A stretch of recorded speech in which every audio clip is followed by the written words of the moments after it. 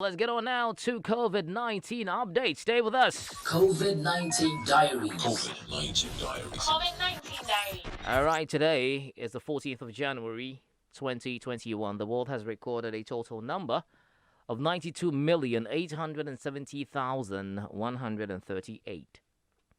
64,416,077 have recovered from the virus.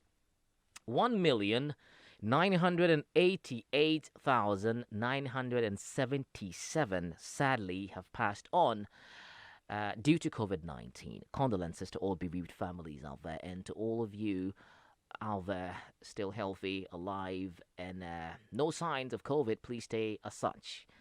Ensure that you're safe. Ensure that your family members, friends, and all adhere to safety protocols because we all saw 2021 to be the better year, but we're still fighting it, and let's see how it goes. But still, we are in danger, just for you to know. Let's get on now to COVID-19 Africa. COVID-19 Africa. COVID-19 Africa. Daily updates.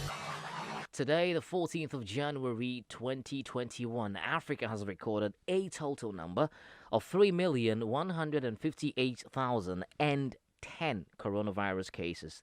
2,574,309 people have recovered from the virus in Africa. Sadly, 75,000 people, 787, have died.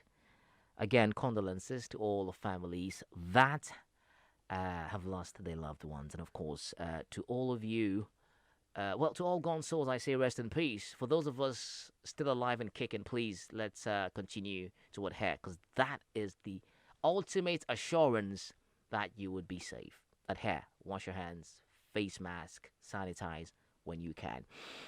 South Africa is still the epicenter of the continent of Africa with 1,278,303 cases of COVID-19. Sadly, 35,140 people have died. Unfortunate. Our heart goes out to all of you who have lost a loved one. And Western Sahara, the country in Africa with the least number of COVID-19 cases, it is just 10. Now, talk about COVID-19. There's an interesting development here. Talking about vaccine, and this one, I'd like to bring in my colleague Epi here so we can have that discussion. And it's all about Johnson and Johnson. And by the mention of that name alone, it actually takes us back, to those eras where we spoke about the issue, the lawsuit, over 4 million lawsuit filed against them from some families that actually lost loved ones and other who are potential victims of developing dangerous diseases such as cancer and everything. And it all boils down to a particular substance that was found in a product of theirs. Talk about the Johnson & Johnson powder, talk about a talc which contained asbestos. When I mention asbestos, actually brings back memory of, mentioning that particular word. But it still boils down to the issue of trust and, live, mattering here.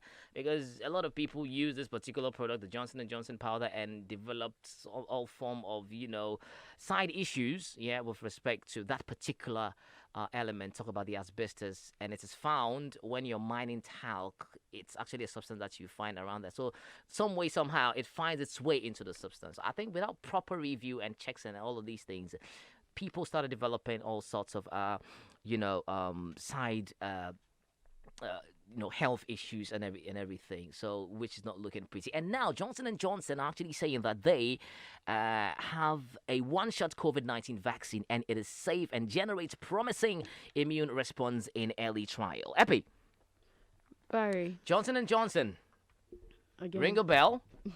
It definitely does. Yeah, we cannot not talk about the issue of asbestos, the lawsuits, the black communities, having the impression, or God knows what the issue was, but it was more of like it was a deliberate, thing to harm the community, the black community, in the diaspora and everything. But now they are out with a one-shot COVID-19 vaccine. Yeah.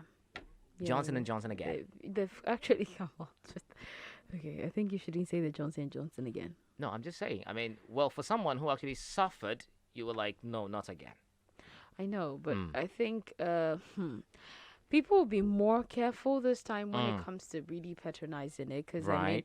one mistake could actually get your brand a bad name Mhm. with a certain group of people, Yes, especially in this yes. case when it had to do with the, for lack of a better word, A the more African sensitive, Americans. yes, Exactly. yes, yes, And yes. looking at the way the whole thing went, it was like people had conspiracy theories about it, but Yeah, yeah. I mean, for plants and things to go through, and knowing that it has to go through checks and things, and such a substance exists that actually is around where you Very mine dangerous, something yeah. like this, which is going to cause such an effect or a problem, a cancer, Yeah. over a long period of time. It means you actually really thought through it, or you just thought it's okay to just mess around with people's lives like Yeah. that. So with the same people, they have to come up with a COVID-19 vaccine.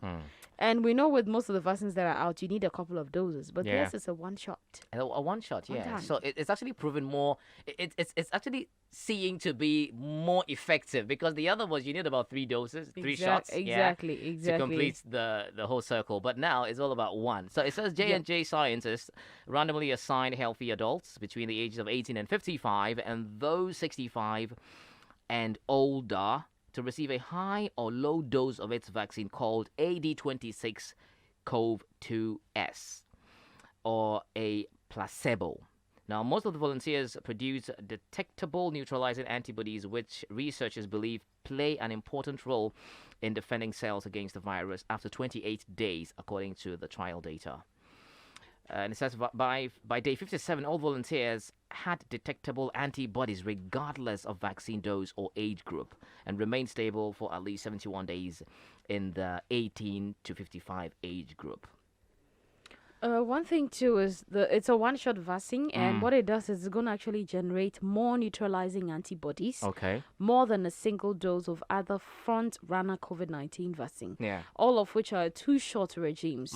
But when they compare to these two-shot rivals, their response to J&J single shot is the same range. Right. And they had interim result, like you said. They actually did a trial of 805 participants, 18 and older, and they Yeah. actually published the results in the New England Journal of Medicine. Yeah.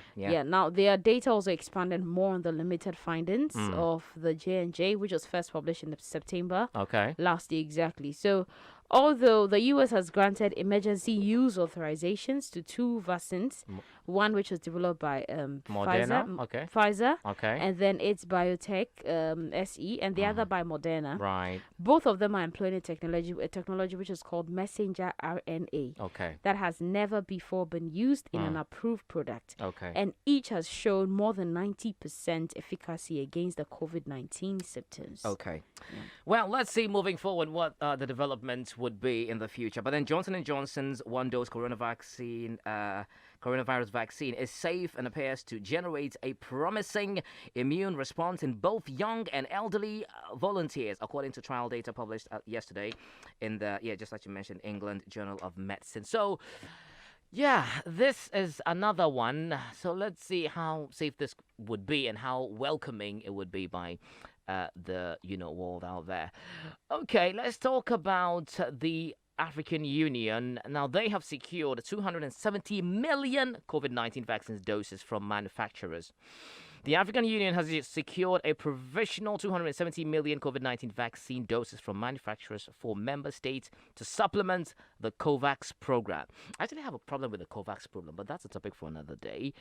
Well, this was said by the South African President Cyril Ramaphosa yesterday. African nations are grappling with a second wave of the novel coronavirus infections, of course, raising to at least 3.1 million and 74,600 deaths over the course of the pandemic, according to a source out there. And so the vaccines will be supplied by, guess what, Pfizer, AstraZeneca, through the Serum Institute of India. Now there's the Johnson & Johnson. Of course, is also going to be part of the vaccine that would be distributed, that has been secured by the African Union. 270 million doses. Let's see how that pans out coming in in the coming days. Now, Kenya has also confirmed 60 new coronavirus variants. In total, there are now 20 variants in circulation with expert warning of dire consequences. Okay, like I said, it is out there. It is absolutely capital real. Let's be safe and continue to adhere. Log on to africaglobalradio.com for more updates on COVID-19. And now let's move on to the big question for the week. The big question.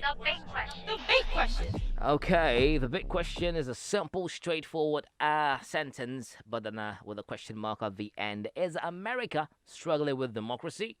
Is America struggling with democracy following the recent events happening? Of course, I think yesterday, Donald Trump, for the second time, as a matter of fact, in history, the first American president to be impeached twice.